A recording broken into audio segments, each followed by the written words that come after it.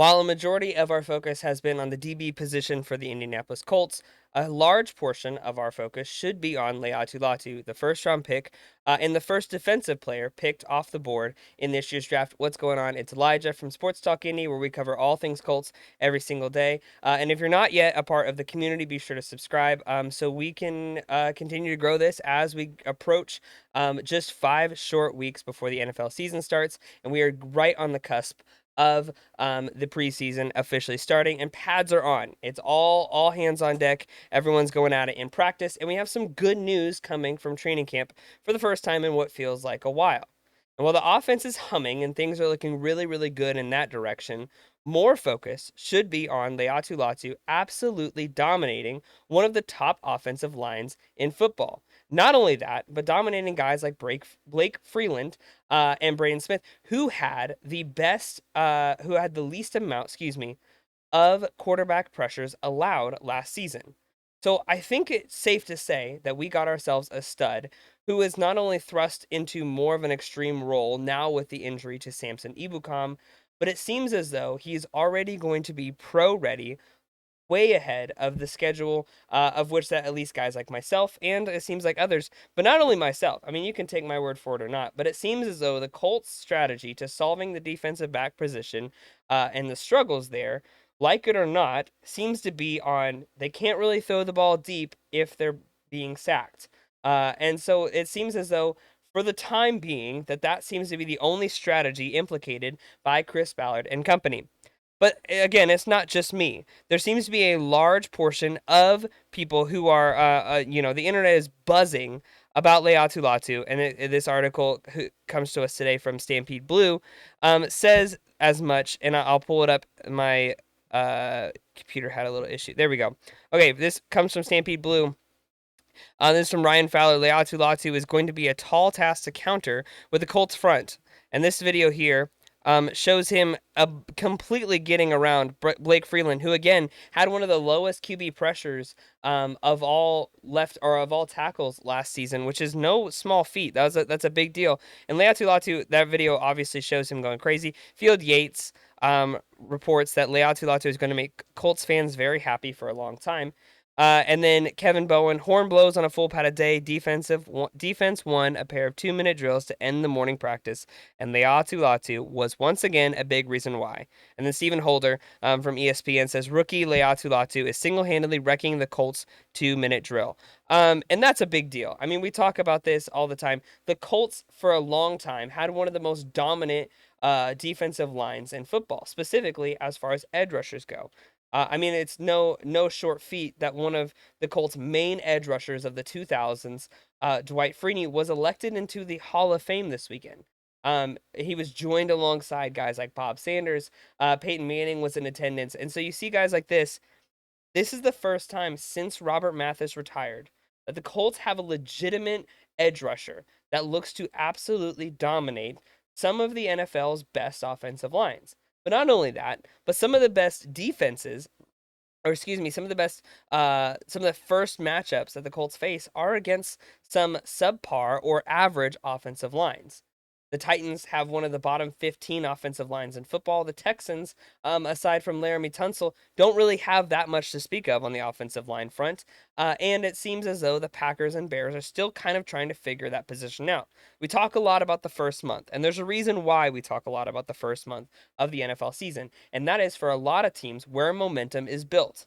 Now, obviously, we see teams that start 1-3 or 0-4 still be able to make a legitimate shot into the playoffs, but we all know what happens, and that is typically the guys that go 3-1 typically are the guys that go 12 wins, 11 wins, 13 wins.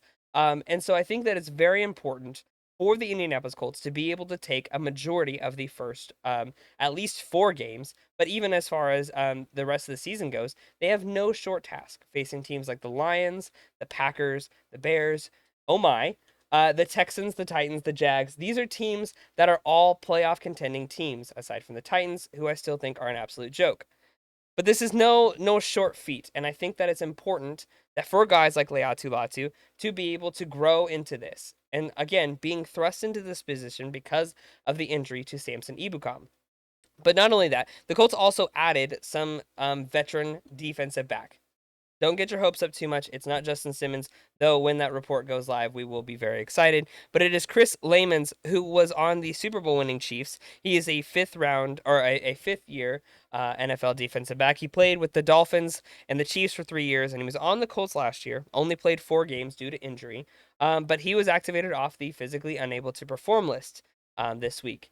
So I think it's important. The Colts are adding defensive back help. Obviously, it's not what we want. They're facing or playing with the guy who started one NFL game in his career, but as a fifth year guy. But it's progress. It's something. It's depth in a position that the Colts really need help with. But I think this is going to be a good year, not only for Laiatu Latu. Again, with the internet going berserk for Laiatu Latu, which I think rightfully so, it was also revealed this week that the Colts were trying to make a deal to move up in the draft. And while there's a lot of speculation as to who that was for, whether it was Rome Odunze or whether it was Brock Bowers, it does seem as though the report is leaning towards Brock Bowers being that guy that the Colts were trying to get. And early speculation seems as though it was like a first and a second. I haven't actually seen what the Colts were offering. But nevertheless, to say, the Colts ended up getting their guy in Laiatu Latu. And they did add quite a bit of depth in the defensive back position. We've talked a lot about it with Jalen Carleys, with Jalen Simpson, Micah Abraham, who I'm still very high on and think he's going to have a really good, could be a really good boom potential for the Indianapolis Colts. The main takeaway, or the main pick that the Colts picked, was Laiatu Latu, a guy from UCLA, played in Washington, who just had an absolute stud of a career, having more QB pressures than almost anyone else last season, having more sacks than anyone else last season at 23 sacks. I think this guy is going to be really, really deadly. I think he's going to be really good. And it doesn't even seem as though that I'm the only one thinking that, or that's unrealistic optimism. It seems as though going against one of the best offensive lines in training camp is not going to hurt a guy like Laiatu Latu, who has the work ethic and drive that he has. I think it's going to be a team that's going to be really, really good, and it's going to be led off of guys with veteran leadership like DeForest Buckner, Zaire Franklin, Kenny Moore, but it's also going to be on the backs of guys and the young studs like Kwity Paye, like Laiatu Latu, like Deo, like even Juju Brents and Julian Blackman. I think this team has a lot of potential, and if Gus Bradley and Shane Steichen are able to figure it out and get it together without signing a veteran free safety, although we all want that, I do think that this Colts team can go really far because more than anything, I have faith in this offense. I have faith in the new first or the second round draft pick, Adonai Mitchell, in Jonathan Taylor, Anthony Richardson, in this offensive line that has had a rough couple years, but last year showed the potential to be one of the most elite forces in football. I think this team is going to go really, really far, and it's going to be on the backs of both veterans and the young guns like Laiatu Latu.